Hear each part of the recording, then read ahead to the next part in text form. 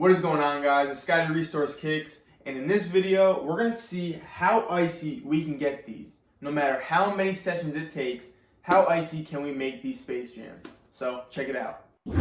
All I see is icy, icy. All I see is icy, icy. Scotty Restoring Kicks, and all I see is icy, icy. Whoa. So you probably know already, I did do these in a previous video.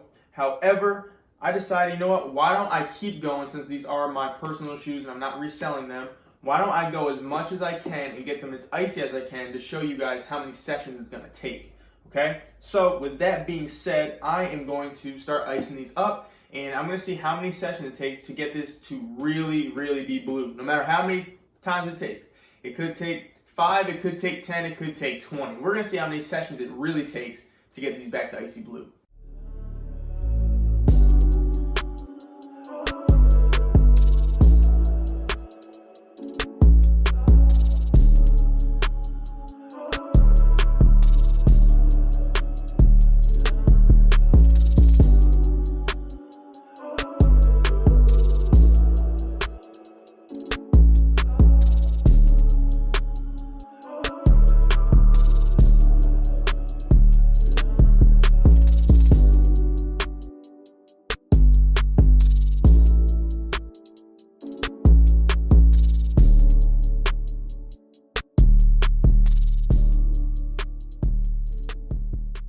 Alright guys, so as you can see, they are back to icy blue. Took me about 5 to 6 sessions this time, and from the time before, 3 sessions, so we're looking 8 to 9 sessions. I don't exactly know the number, but it's 8 or 9 sessions it took me to get them back to icy blue. Now in the video, they don't look as good as they do in person. The video kind of makes it still have a yellow tint in some areas. They are completely icy blue in person.